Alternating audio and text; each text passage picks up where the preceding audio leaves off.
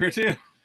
Hey, everybody. We are live, even though Troy wants to disappear, for the Marketing Happy Hour. It's Friday or Fry-yay, and I'm a little bit fried because I've been in Tony Robbins' program for the last, well, God knows, 36 hours.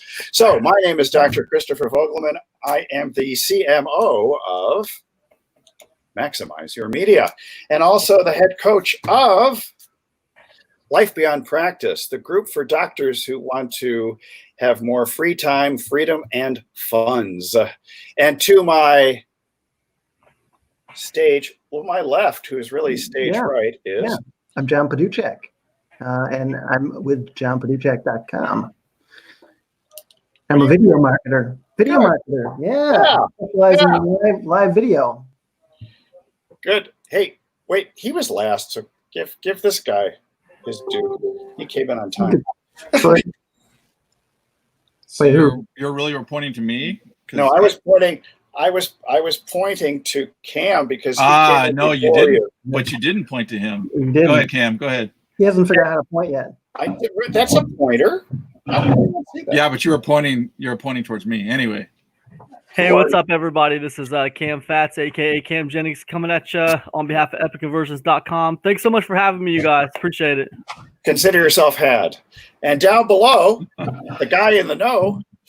Hey, everybody. It's Troy McDonald with LiveEventMarketers.com, which will take you directly to the Facebook group with the same name where we discuss live events, whether that be podcasting or live streaming as we are doing now. So, see you over there.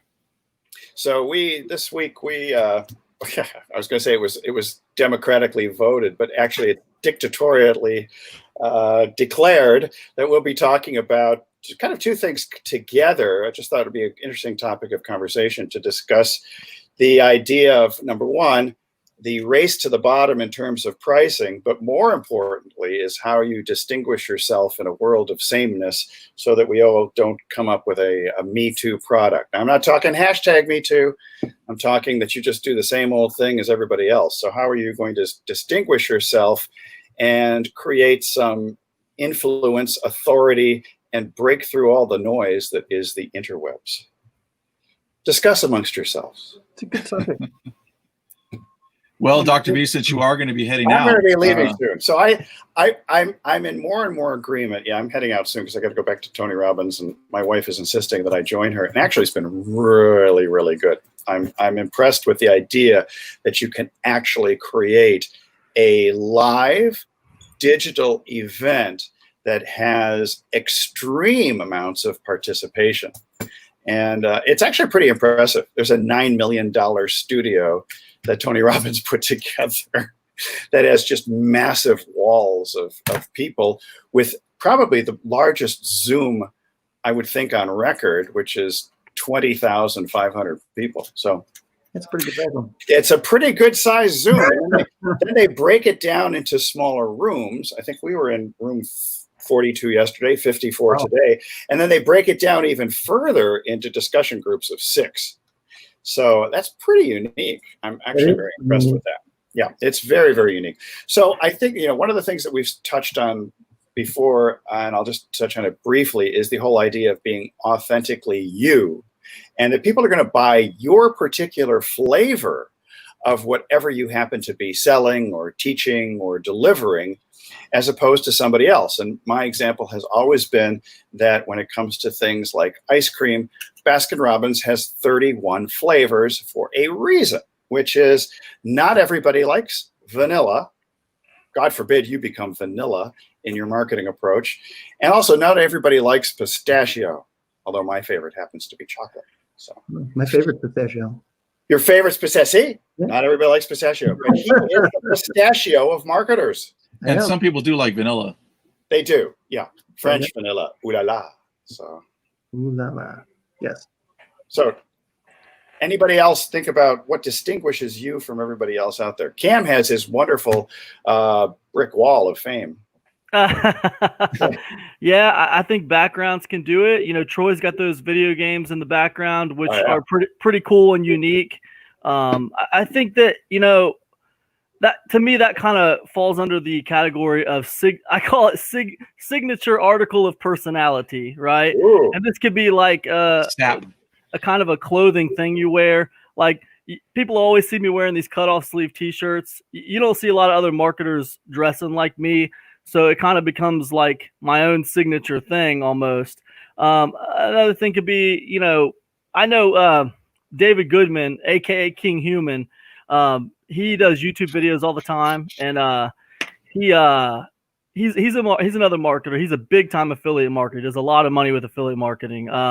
But he's always wearing sunglasses in his videos. Like you never see his eyes, and it kind of became like a kind of a signature thing. And I think, for a long time I wore baseball caps, and I think that wearing a signature hat like that, and you always see yourself wearing that in your videos, people will get used to you seeing it.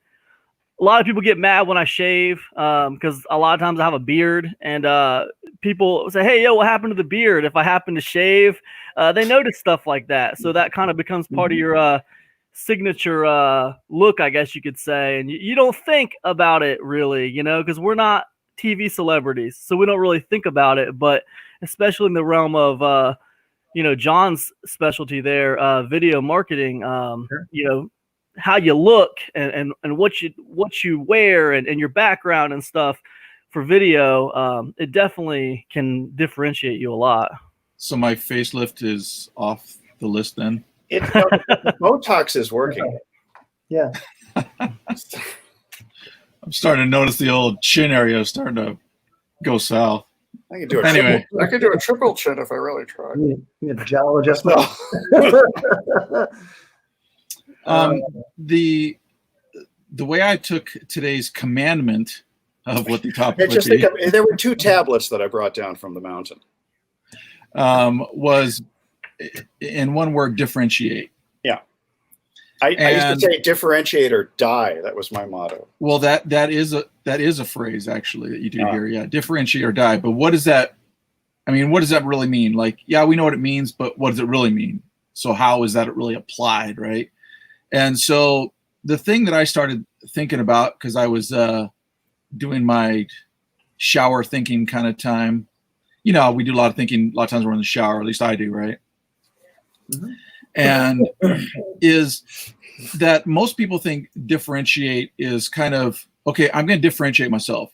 And so they'll take, say, for example, their live stream videos, and they think of an overall arching differentiation, or even in your sales letter, an overarching differentiation.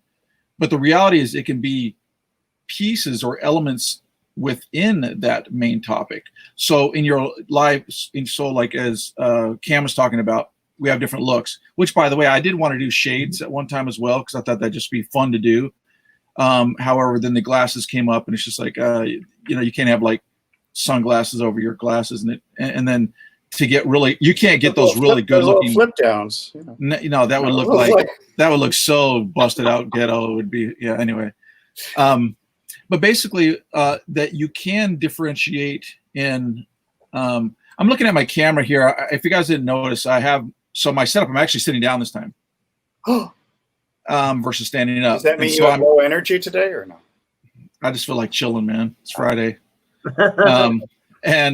Anyway, so I'm still, again, this whole thing is still a work in process. But anyway,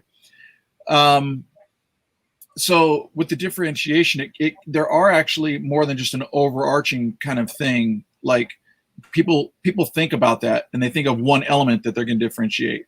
But you can actually differentiate in multiple elements or sub items within what you're actually doing.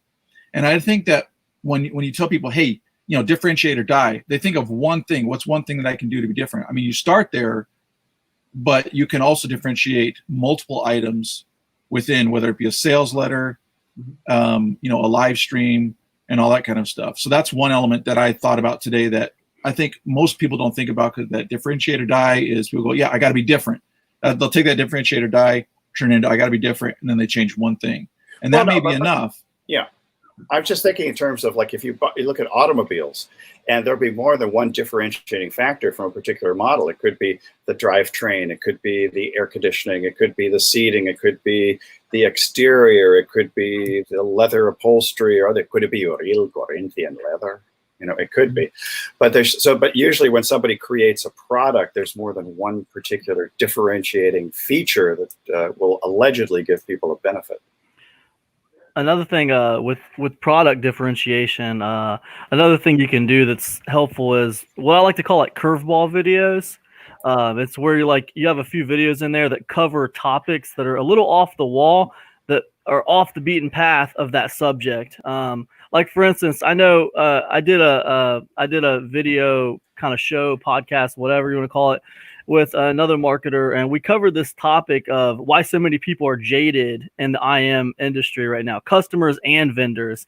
Like if a topic like that ends up in one of your courses, whether it's like towards the end of your course or whether it's a bonus video or whatever it is, these kind of off the wall topics put in there, kind of like little curveballs, man, these make you stand out and people kind of remember that. So yeah, in fact, that's a really good point. One of the things I had put under my notes under differentiate that I hadn't mentioned was a sales delivery.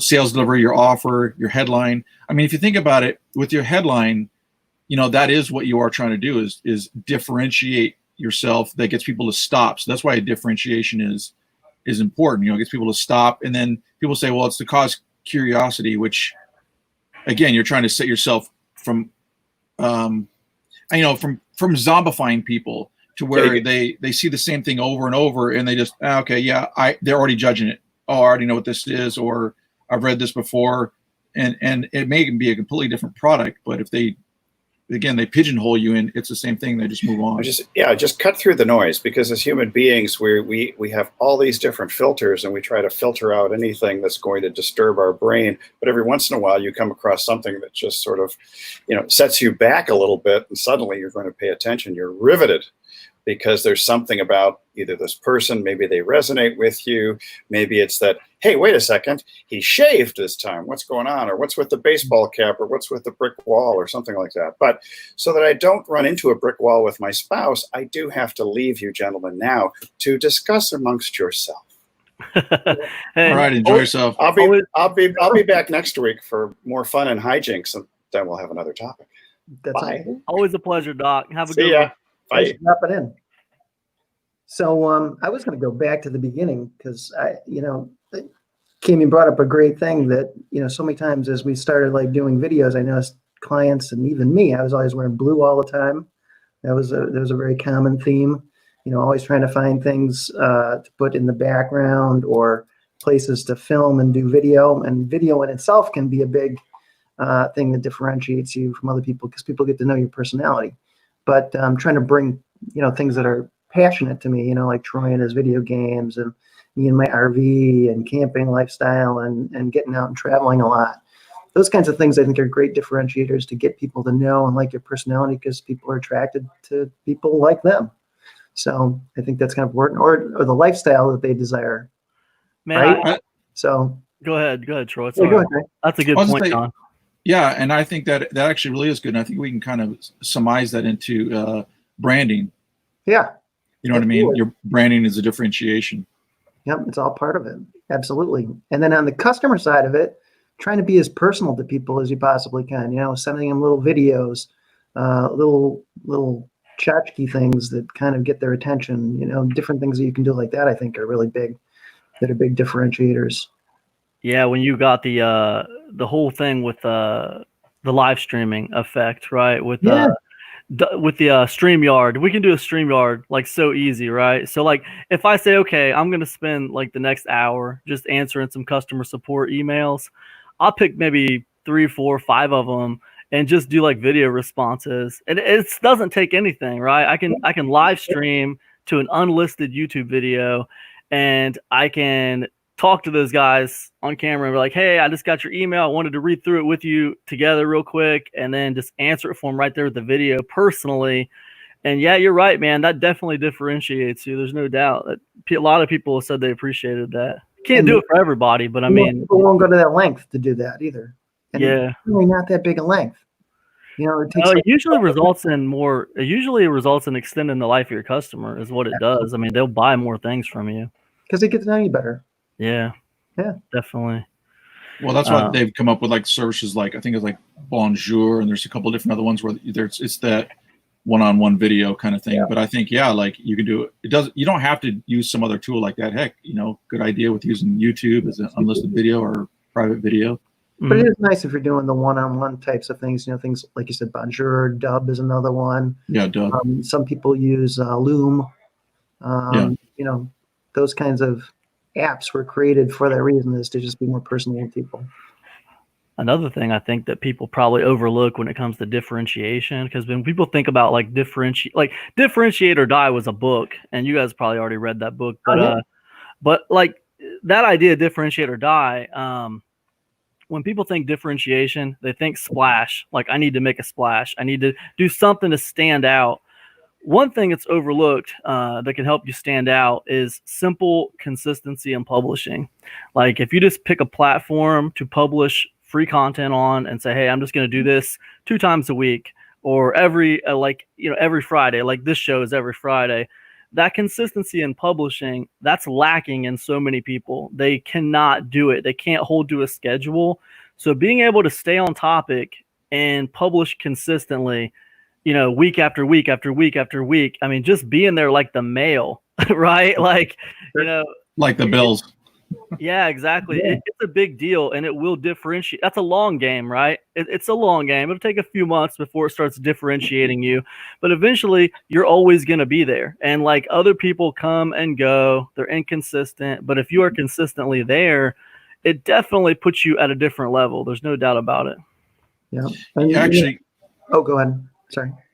Cam actually brings up a good point about, and it was really a side comment I don't think he probably paid attention to, but the long game, that is a differentiation. I mean, if you're bebopping, again, I'm speaking to the information producers crowd, where you're coming up with what I almost would kind of call the idea of the minute, right? And people then are getting another offer from you that you're coming up with another product. I mean, are you someone that they're like, well, but how long is this going to last? You know what I mean? Just showing people that you're in the game for the long haul is important, I think.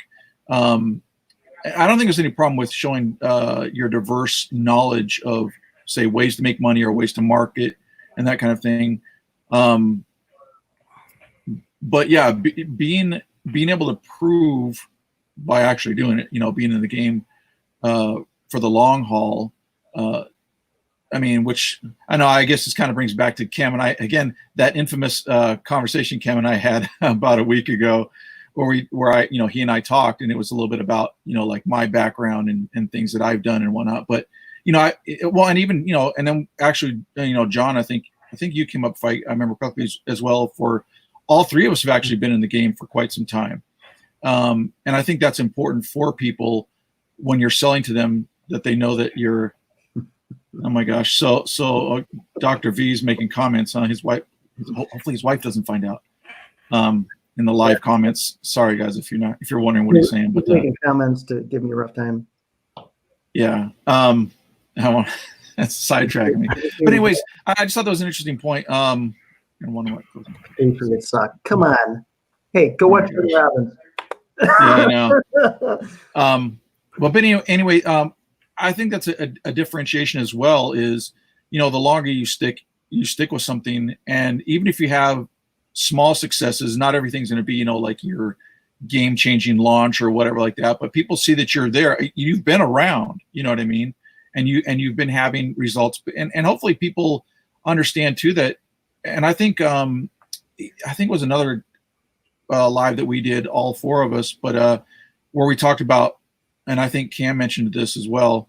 If not, I'll give you credit for it anyway, Cam. But it was like your law. No. Sorry, I think it was Cam. It was actually Cam's podcast that he did a couple days back. Whatever. I think.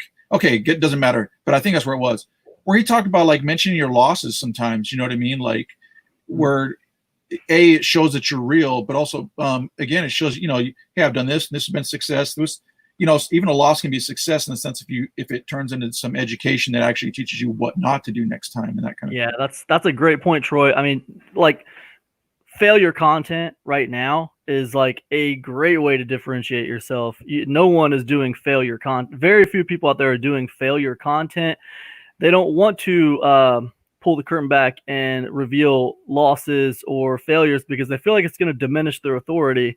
But that hasn't been my experience. My experience has been it's actually built a lot of trust and built a lot of rapport with people, and they really appreciate it. Now, I will say the down part of that, the downside of that is affiliates. If you're trying to pull in affiliates to promote your stuff, man, they hate failure content. They don't like seeing you put out failure content. It makes them feel like you don't know what you're doing, and they're not going to be able to sell anything. So it's a fence, man. It's riding the fence. So. But it's definitely a great way to differentiate yourself. And I like what you said, the content that we create is what differentiates us. You talked a little bit, Kim, about publishing. And so many people think that, writing that book of theirs is going to differentiate them, because they're now an author, or becoming more involved with YouTube or whatever it might be to really get great stuff out there and be seen more. Yeah. And all of that stuff goes a long way towards differentiating yourself. Yeah. Okay. So they're going to write a book. Okay. I got to write a book because I want to differentiate myself. And then what's the first thing they do? I'm going to write a book on affiliate marketing. So what's the first thing they do? They go to Amazon and they start looking at the table of contents and all these other books on affiliate marketing and trying to figure out like ideas for chapters. So then when they put their book out, it's the exact same topics that's been covered a million times because they feel like these are the important topics, man. These are the topics everybody covers when they talk about affiliate marketing. I clearly must cover them too. So like they're not differentiating themselves with that book. It just becomes a run-of-the-mill kind of deal. Yeah, so you got to have the curveballs in there, man. You got to put the curveballs in there. So that, not that you shouldn't cover those big topics if they're important, but it's just like, man, you got to find a way to polarize a little bit, and make it uniquely your own. Yeah. Otherwise, nobody cares. It's like somebody else's breakfast. Well, it's interesting because we talk, Caleb, about live streaming or just doing videos, book publishing as a way to differentiate yourself. I think also timing is, because some people will say because now before, being an author was something that was, wow, that did differentiate you. Like not everybody's an author. Now anybody can write a book and get it published. Now I'm not diminishing that. My point is that the sooner you do something is always better. So even though everybody can write a book right now still would be the time to write a book than a year from now. So, and the same thing would be starting doing live streaming. Now is a better time to start than a year from now. Or if it's recorded videos on YouTube or live to YouTube, whether it's recorded or live or again, authoring a book or starting a podcast, now is always better than later to help differentiate yourself, because it also gives you that traction as well. Another way you can, that's a really good point. Now is always better than later. I think it's better to take imperfect action now than, just like an endless amount of planning and thought. It's good, to give yourself this set amount of time to plan things out. You know what I mean? Like say, okay, I'm just going to take a week and I'm going to just plan out what this podcast is going to look like, or I'm going to plan out what this book is going to look like. Let me kind of figure out what I want the chapters to be. And I'll, I remember the first book I ever wrote, right? I used index cards, and I had all these ideas in my mind about the topic, right? And I just was writing them down on these index cards, and I was one topic per index card, right? And I had all these index cards, and then I put them on the kitchen table, and I sat down there, and I just kind of put them in an order that made sense. And some of the index cards went underneath other index cards because they belonged together in the same thing, and I ended up with 10 index cards. There are 10 topics or whatever, and then I just made a Word document with the 10 chapters, and I just kind of as I had time, I just would pick a chapter and I'd write on it, pick another chapter. But imperfect action, right? Basically, long story short, imperfect action's better than just planning for months and months and months. Well, I'm gonna do this, one of these days I'm gonna open up a pizza parlor and gonna make $1 million selling deep dish to my neighbors. But you never do anything. Nice. Hey man, I used to drive home from work in the morning. I used to work the night shift, right? And I used to drive home from work.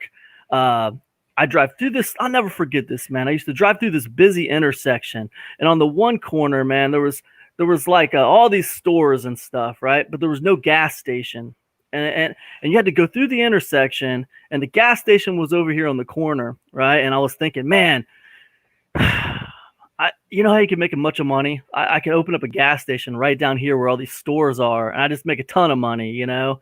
And I always said that every time I went through that intersection, I could just make a ton of money if I opened up a gas station down here where all these stores are. And it went on for years, you guys.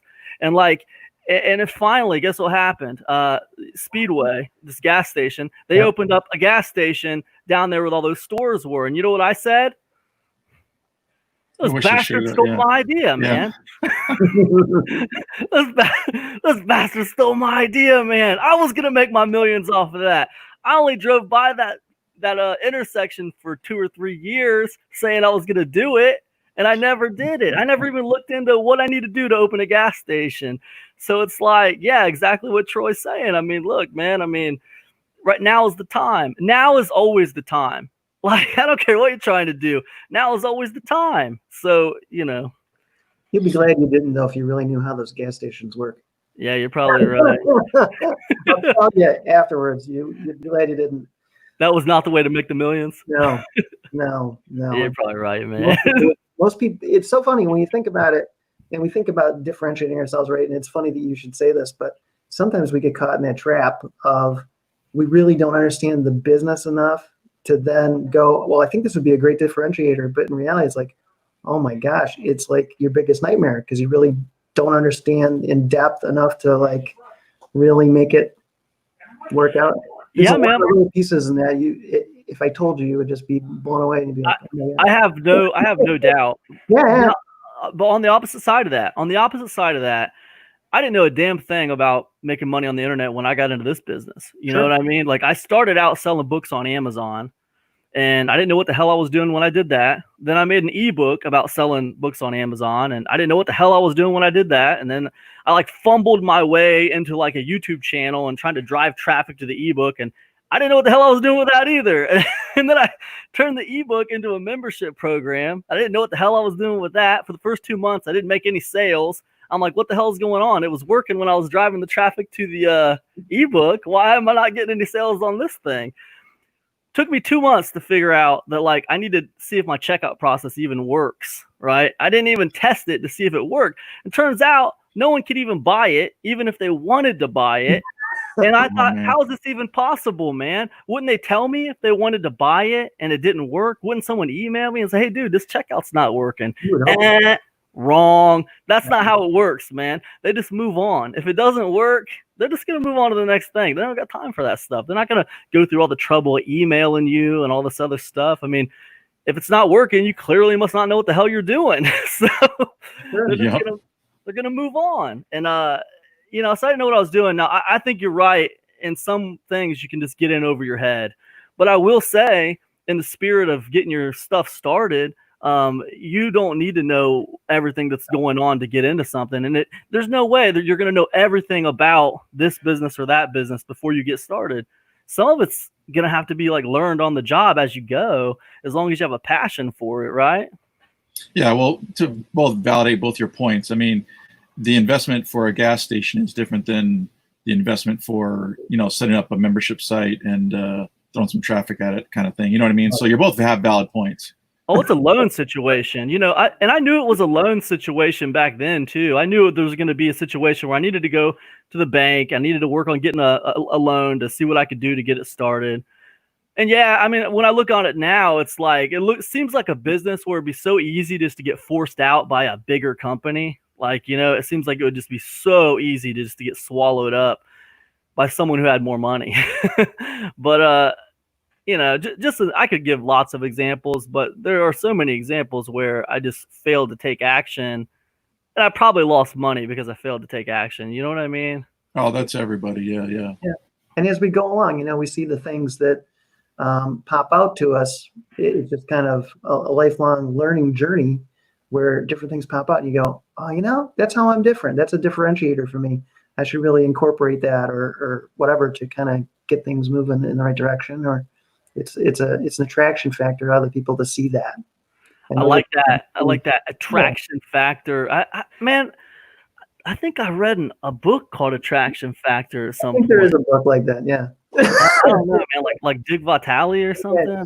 The title. I don't know. I don't know, man. I don't know, man. You might have just made that up. That's pretty cool, though. I like that. It is a word I use a lot. But go ahead. The other thing is, so somebody listening or watching the podcast or this video cast or this live stream, I still, because I was thinking about, like, for me with a lot of videos, I have them playing in another tab while I'm actually doing something. So I actually listen to them versus always, just staring at the screen kind of thing. But a thing to point out is not to differentiate just to differentiate. Meaning, like, I agree. Sometimes you just got to throw some stuff against the wall and see what sticks, kind of thing. But I think you don't want to get caught up just trying to differentiate yourself in something that's like not authentic or not real or not believable, or you know what I mean. So some thought does need to be put into it, and I think the biggest thing is you really need to know your audience. Yeah, you want to be genuine with whatever you come up with. Like you want to be real and something people can latch onto and go, yeah, that's exactly how John's different or Cam's different or Troy's different. That's exactly what it is. Yeah, because people remember the weirdest things, like this podcast or this show right here. I guarantee you, their big takeaway from this hour-long show is going to be that Cam should have opened a gas station and he blew it. and but he probably would have failed anyway. He probably would have failed anyway, which John told him he probably was going to mess it up anyway, so it wouldn't matter. But that's what they're going to be the takeaway, is this weird, unique story. So I guess in that respect, personal stories can be another way to differentiate. I think most people get that, but I don't know if they always make the connection to the personal stories and relate it back to what they're trying to do right now. Not personal stories about like how you tried to do email marketing or affiliate marketing, but like a personal story about how you used to like drive through a cross section or whatever, and you messed up this gas station deal or whatever. You know what I'm saying? It's like personal stories, and then take them and relate them back to your niche can be pretty powerful for personal differentiation. Yeah, well, that's exactly. In fact, I mentioned this on one of our other lives that we did. That was actually what kind of caught my eye to you, Cam. So like I came across your stuff, right? And I was listening to it and I'm like, okay, this guy's a marketing guy. And then I'm like, at first I was all, okay, he's telling a story. I'm not seeing like, where's the marketing part thing, whatever. But I hung in there, and then that's what Cam tends to do, or at least that's how I remember what kind of differentiated himself. At first I was like, okay, I'm hanging on there. I'm hanging on. Here comes the tie-in, and here's how it relates to it. And it was different. And I did like that. I think that there aren't enough. I don't know. It's interesting. I think you'll find kind of two different kind of marketers in a way, even though it's kind of really making a broad generalization. But a lot of people that are just all about business and here's how you do it, A to Z kind of stuff. And then you have the people that do teach you, but then there are the personal stories and personal experience. And I think and theirs is typically more about, because I don't see a whole ton exactly like Cam, where they start off with a story that you have no idea kind of where it's going or how it even relates. And then it ties in. I see more people doing like kind of Cam had just mentioned. Hey, let me tell about a time. So I did this mailing, blah, blah, blah. It didn't work, or it worked. And after I did this, or, that kind of thing. So that actually was a differentiator, literally, of how I came across, or why I liked it. It was kind of refreshing. And it is that unknown factor. Now that I know Cam, I know how it's going to be in the end. So I know there's going to be some business marketing education in here, right? But at first I have no idea why he's talking about running down the street in a bunny suit with a pizza in his hand, and it's starting to rain really hard. I'm like, oh my gosh, this dude's out of control. Let me see where this goes.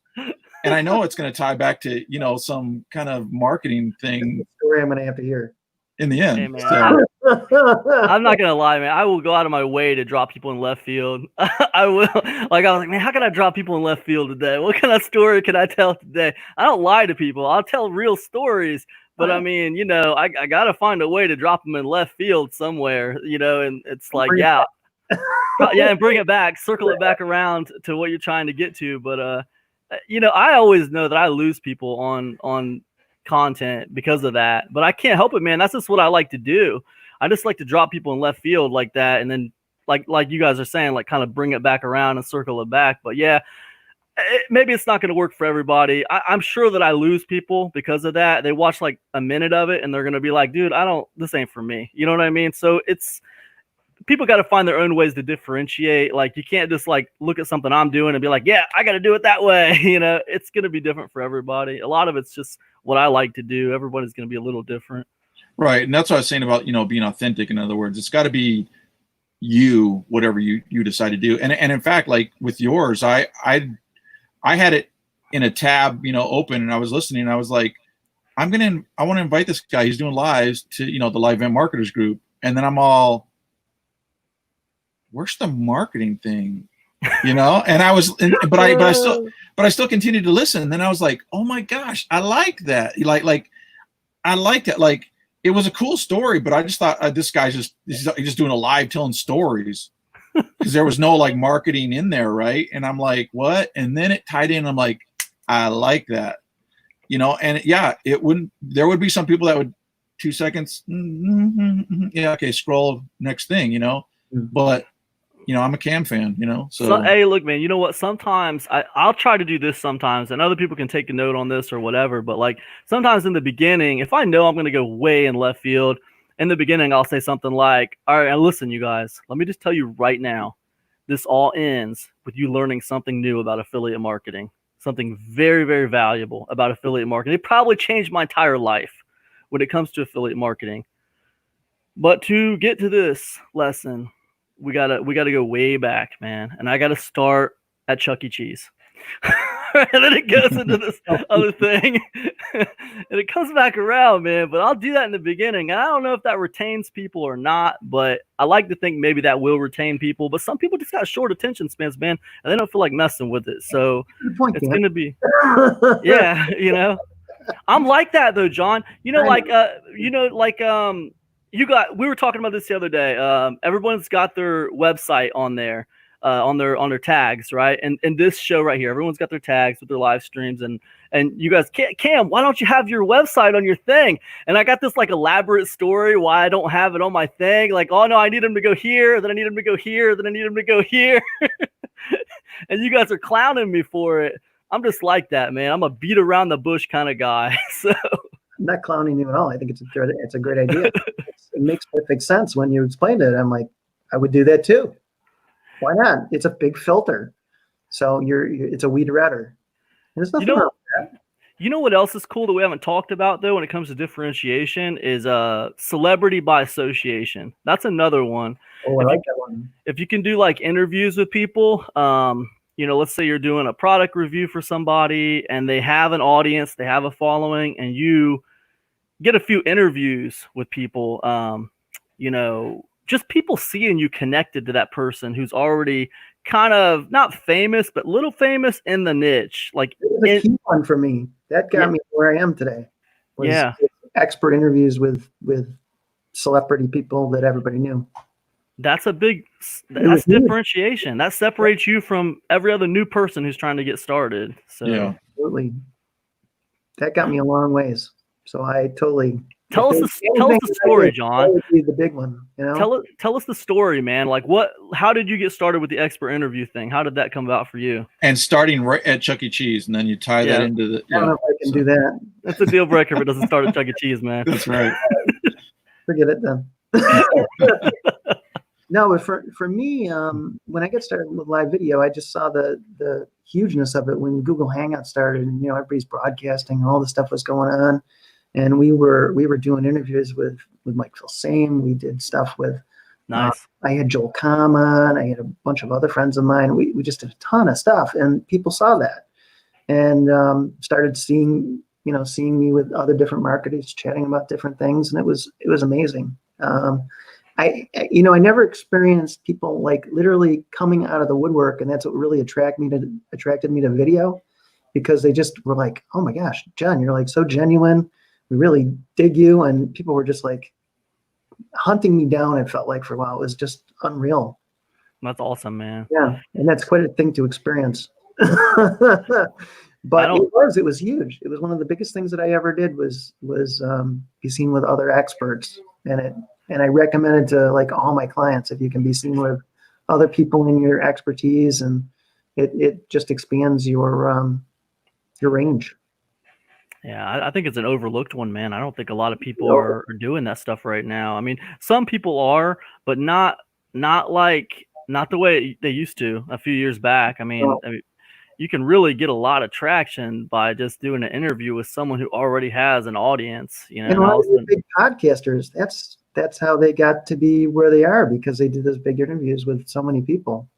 I remember the guy who got me into podcasting was Big Rob Reese. He was doing a podcast. I don't know if you guys know who that is, but he was doing a podcast, and he wanted me to come on his podcast. So I came on his podcast, and I was asking him about Anchor and how he was doing his and everything like that. And he's the one who got me into Anchor and stuff like that. And then it wasn't long after that, he got an interview with Ben Settle.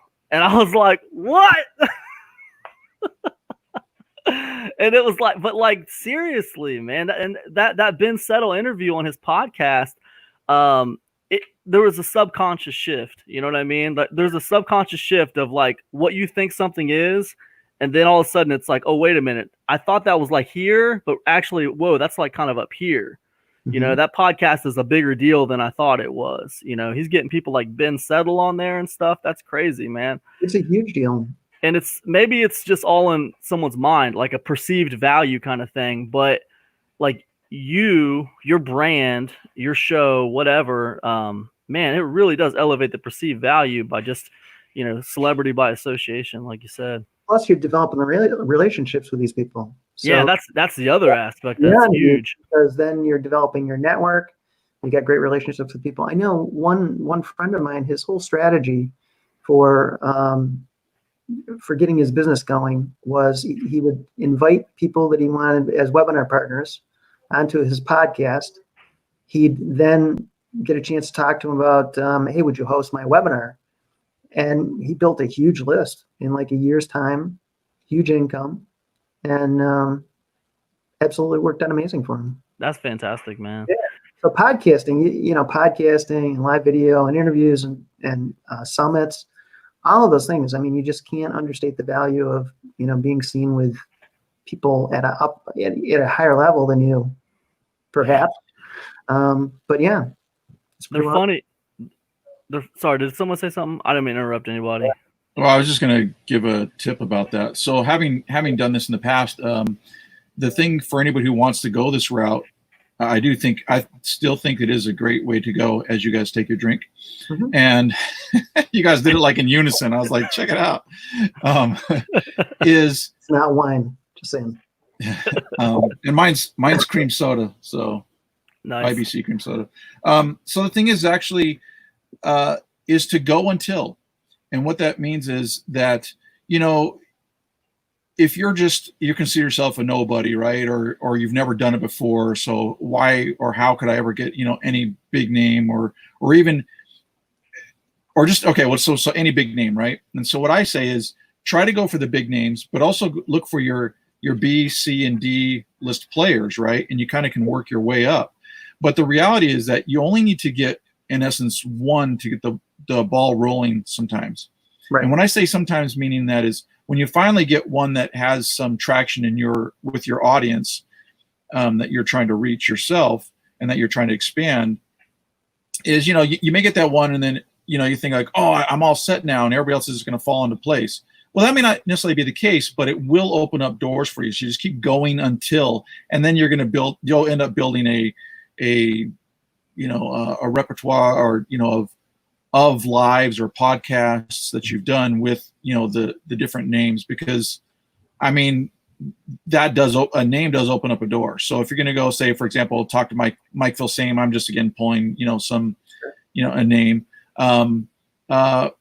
You know, Mike is a busy guy, just like any other entrepreneur. But if you're like, oh, well, you know, I've already talked to Jeff Walker, and you'd be like, oh, okay, Jeff Walker, you know what I mean? You're at least going to be now on his radar. He might not be able to fit you in right then or something like that. But that's the whole point. Just going until, and it's just like any other business principle is you go until. So like, Cam with his thing, right? Well, he had his membership site and nobody was buying, but he went until, meaning like he kept going. So he found out that his process wasn't working, right? People couldn't check out, you know what I mean? So you just, because that's the thing, like, I know it's easy to sometimes fall into the mind space of, oh, it just doesn't work for me. Right. And in this particular thing, I think anybody can have a successful business online. Mm-hmm. If you go until. Now, everybody's story is going to be different. Some guy's going to be overnight, it took him 9 years to be overnight success. Or, the person that, in 6 months, they had something, up and going and that kind of thing like that. You just got to go until, and everybody's story is going to be different, but it definitely can be done. So just go until, get your first person, name drop as you're telling other people, and just kind of keep building it up. And Yeah, the the other thing that helped us a lot when we did a big summit way back, probably felt like 5 years ago now. We had one particular person that introduced us to a ton of people that then came on the summit. So it was, one person ended up being a big introducer. So it never hurts to just kind of ask, hey, who do you know that we could bring on, or that might want to come on and get more exposure with us, or whatever it might be. Yeah, absolutely. That was huge because we had like Ray Edwards come on. That's how I met Mark Hardy. Was on the summit that we did. So it worked out great. I mean, sometimes you just get that one person too that can be a big influencer for you. Yeah, you don't have to always. I like what Troy was saying also about the A-list, B-list, C-list. Like that's a big deal, man, because people always want to aim for the top when they start looking at stuff like this. But I mean, the fact is, if you got someone on YouTube and they're talking about like affiliate marketing or something, and they got 1,000 subscribers on their channel, and they're publishing every week, right? I mean, dude, doesn't sound like a lot, but I mean, that's more than you got. You know what I mean? Mm-hmm. Not you guys, but just whoever's out there. If you got no subscribers or if you got no audience, this guy's got 1,000 people that were willing to subscribe to him and to watch his videos every week, and he's actively publishing. I mean, that's great. That's fantastic. Yeah, I mean, it's just maybe that's a D-lister, maybe that's an E-lister. I don't know, but it's better than zero, and it works. And in fact, Cam, that is really a hidden gem that most people don't think about. He or she may be publishing, on a frequent basis. She's got, he or she has, so this person has, again, 500 people, 1,000 people, something like that. Hey, it adds up, and you'd really be surprised what can happen. And too many people do look at that. Hey, what's the A-list? Some people might go to B, but there's still some pull and some C and D and stuff like that. And again, it's a thing that if you do consistently enough, it all adds up. And again, it's part of your story, right? That you can talk about, hey, so I went and worked with these people, and as they grow, I mean, again, just because you do something with them once, you may also then do something again with them. Now they're at a 3,000, viewership or something like that. I think it's a real hidden gem. And in fact, I mean, there are some people that kind of have clued in on it when you're looking for people who do sponsors and stuff, right? Or sponsorships. They'll go for the D-listers or even CD, whatever. I'm not trying to knock anybody, but people that have smaller followings on, say, YouTube as an example, and they're able to pay them like less, but you can still say, going to somebody that say has a 10,000 person viewership, where you can hit 10 that have 1,000 and end up paying less, than doing the one that has 10,000 kind of thing. So it's kind of actually a little hidden gem that most people don't think about. Mm-hmm. They don't, man. Usually what they'll do is they'll go to the A-list, maybe some of the B-list, and then like they'll run to Facebook and complain that they can't get any traction. Nobody wants to do any interviews. Just forget it, man. I give up. This don't work. It don't work. Maybe it only works if you have a name. It don't work for me. Yep. It works for a lot of people. You just got to work at it. Yeah. Right. People give up too easy, man. People give up too easy. Yeah. Now you guys got me to talk about my big differentiator, but I'm curious. So what has been like either a past big differentiator or a big differentiator now for you two guys? Because we got to my big one, and that still continues. I still continue to do the interviews, and that's still a big thing for me. But what about you guys? You go ahead, Troy. All right. Well, one of the things that I did mention it earlier, but I do want to point it out now. This because this would be one of my closing thoughts that I would give. Meaning, like, what's one of the big takeaways is really knowing your audience. Yeah. I find that a lot of people don't know their audience as well as they should. I mean, I guess I'll say it this way. When you talk to a lot of people, they kind of know it in their head, but have you ever really written it down and started writing about the thought processes and the way that they think and the things that they like and that kind of stuff? I know people talk about an avatar and stuff like that, but I just think people really don't know their audiences, right? So for me, when I did Subscription Rocket, was a huge SaaS, back in the day for me. And I think the biggest differentiator was, I mean, I knew what my audience wanted. I mean, instead of just coming out with something kind of like, hey, this might kind of should have worked. It fits. I guess think of it like this, because I know like a lot of marketers will look at it at an audience or their audience, and then say, well, this fits into that audience, so it's just going to be a hit. Does that make sense? Yeah. Because it fits within there. So, like say you're at a carnival, right? And you come up with some like, oh, I'm going to have some like concrete battered, hot dogs. Hey, and it's kind of, well, that's an example of like I just because it's battered and it's deep fried doesn't. I don't know what carnival mean you're going to, man, but forget about it. Sounds hideous. That was my example of it. It kind of fits like the audience, right? It's a deep fried item. Wow. At a carnival, right? But I don't think you're really going to sell any. So that's my point. Is the differentiators. I really knew my audience, and the biggest thing was that they really wanted to know how to build a list, because everybody's like, "Hey, I've got these great things I want to sell." In other words, their marketing and their concepts that they have, but I can't build a list. So I really knew my audience really wanted to build a list.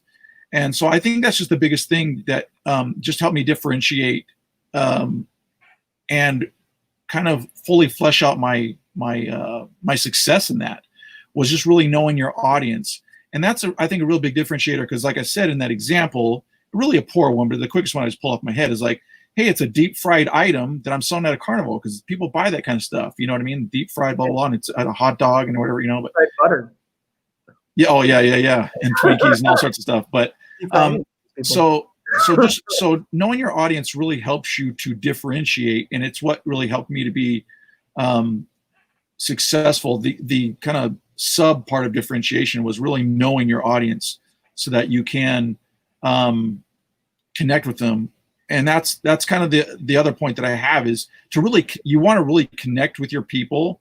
When you're differentiating yourself, you're trying to be different than others, but connect with your others, with your people, right? With your audience. So you're not trying to be differentiated to where you're so different that you don't fit in like a concrete, dipped hot dog, right? You actually want to connect, with your people at the same time. So you're being different, so you stand out, but you still fit in. Yeah, I would even go farther with that to say that a lot of people don't really have a handle on their marketing in general. Like we talk about this a lot all the times. A friend of mine and I are working on a course right now on local SEO, and we're just amazed at how often we find that the business people that we work with, their marketing message really needs to be tuned in, and it's like so simple if they could just reach in and grasp it. And then when we get to the essence of it, it's just like it's so simple, but they can't see the forest through the trees, and that's a huge one. Getting the audience right, and then even further, just getting the message defined for that particular group of people. Yeah, that's a big deal, man. I know, like when I started trying to figure out who my audience was, just to kind of like add 2 cents to what Troy was saying. I remember being really, really, what really helped me, what inspired me a lot was this Frank Kern video called Core Influence. You guys ever see that Core Influence video? It's really good, man. And he kind of talks about core influence and walks through this whole thing. But yeah, it was very good. And you're right, Troy. It's a big deal with the just understanding who you're targeting and what your goal is. For me, go ahead. Sorry, if I can add real quick too, though. So to differentiate as well, like what I did with Subscription Rocket in a subtle way, but I think this is this is one of my big takeaways for this as well, is that one of the overarching principles that I think you need to apply, or I highly recommend that you apply to your differentiator. And again, remember I talked in the very beginning about like you can have differentiations in different parts of your whole thing. Whether it's your headline, it's part of this, maybe the story in your sales letter, your offer in the sales letter, right? Is to create an aha moment. So when in your differentiation that you're doing, so what I did, I'll actually tell you what I did. So with List Crew was another one that I had done, but so Subscription Rocket was creating the simple creating the understanding of it's easier to build a list working with other people. But then the aha kind of came from was actually explaining how the process works. So like that's why I was saying like the your offer, or how you're delivering your sales product, your product.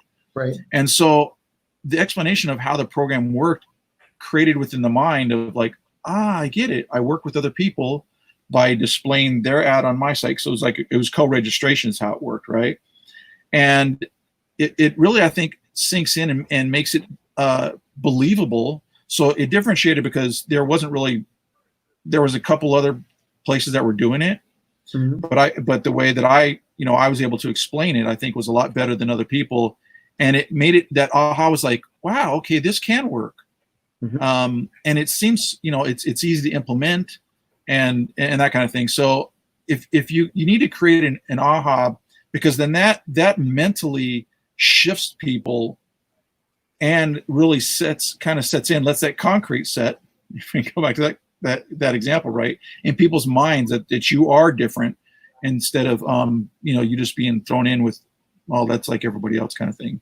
So creating an aha where it's a distinction in their mind, I think is really important with your differentiation. Yeah. As far as me, when you were asking, John, for me, it's like I kind of had a eureka moment, kind of early on, and I kind of worked after that to get better at that one aspect. And that eureka moment was just that, like, the idea that, like, the actual information that I'm trying to give people, the actionable content that I'm trying to convey, like, hey, listen, step 1, do this, step 2, do that, step 3, do the other thing. These kinds of things are easily copied. And like, if I have a good point, if I have a good tactic or strategy to give people that I've discovered, someone else can learn it and they can easily go and create content off of what I did. And hey, no harm, no foul. They can do that. But what was unique to me was the story that I can surround it with, how I present it, the little package that I can put it in. Yeah. And I've worked really hard over the years to try to put those personal story kind of things on my content, so it differentiates a little bit. That's been the big one for me, I'd say. That's well, cool. one thing I think also Cam has done from listening to his podcast too, he mentioned on his not last, but I think the one before his last podcast, and he was talking about a particular book that he had read, and then he talked about a couple of different products of his. And Cam, I may be mixing things. I just listen to your podcasts, and they become. Hey, I take it as the compliment, dude. Thank you. They become poured in. But another thing that he does is that he'll come up with his naming convention, at least for at least a couple of the products that he mentioned. I don't know all of Cam's products, but I do know that some that he's come out with. I mean, like, you're like, hey, well, what is that? You know what I mean? Or like, oh, that's interesting. the trifecta body slam. Interesting. Yes. But I mean, but that is another thing that at least again causes that curiosity. So there's a differentiation right there. And then man, hit him in the mouth. Hit him in the mouth with the subject. Hit him in the mouth with the title, and then tell him why you had to do it with the subtitle. Yeah. And then and that's where I'm saying, like for me, again, that's where I want people to have an aha as well, right? That's a differentiator, because it's like oh man, and I think a really, again, the best way, I was gonna say a really good way, I think the best way is through story. Yeah, it really is story. And I think, I was thinking too, as I'm listening to you guys talk, that and we're at the top of the hour too, so I'm going to make this kind of like my final thought with this. But one of the things that I really want to be my differentiator now is I want to be seen as the guy that helps people get to the transformation that they desire.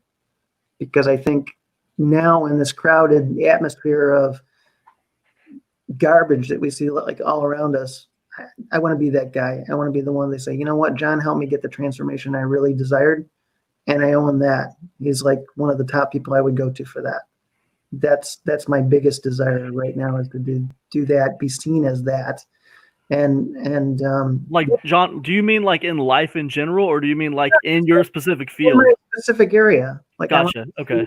John helped me get the transformation I desired. He helped me take technology that was difficult, and he has this way of simplifying and putting complex together stuff in a simple way. Nice. And for me, that's what I want to be seen as.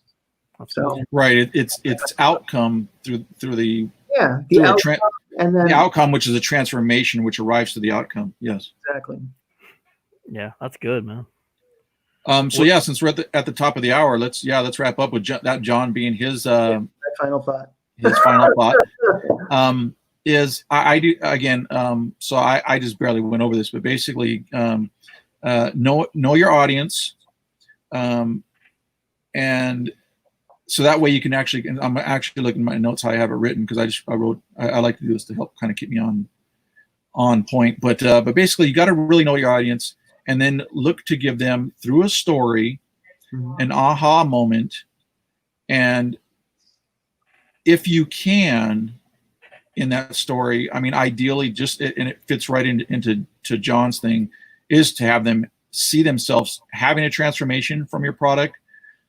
So in other words, the outcome that they want to have them to see themselves so that they transform into that outcome. So we're from where they are now, and that's why I call it A to Z, because like A is the beginning, Z is an end, right? Even though that may seem like, that's a long journey. Well, the journey is relative, right? Is this a foot, or is it really an inch, A to Z, right? So, but basically, that is, know your audience, help them to have an aha moment, typically through a story, or I say, I don't know any other way of doing it other than through a story, but to help them arrive at the outcome they want, which is also known as transformation. That's good, man. That's good. Yeah, guys, I would just say, I always have people coming to me with this chip on the shoulder about not being able to stand out, about being brand new, and mostly about feeling that everything has already been said, and it has been said way better than they could ever say it, right? And they have this chip on the shoulder about that. And I think when it comes to differentiation, it starts with just being yourself, right? And if you can let a little bit of your true self shine out there on the live stream or on your podcast or on your blog or whatever, you can let a little bit of your real self out there, the same self that you give your family and your friends, the jokes that you might tell at the family reunion or whatever. If you can let a little bit of that out, that honesty will probably work magic for differentiation. All these tips we're giving are fantastic and they're great, but I think it really just starts with just trying to be as honest as possible with people out there, not trying to be something else. Yep. Genuine as you can possibly be. And I guess we didn't get to race to the bottom. Maybe we can do that next time. Maybe we can hit that next time around. Race to the bottom of price? No thanks. Yeah. It happens though, don't it? Racing to the bottom. Yeah. All right. Well, we'll have to keep that one in the short list. Who knows? Maybe even next week. Maybe. So one never knows. Is that it, fellas? That's Looks like that's it for this Friday edition. Thanks for hanging out with us, everybody, you guys. Yeah, thanks for Y'all hanging. have a great weekend. Have a great weekend. Bye for now, everybody.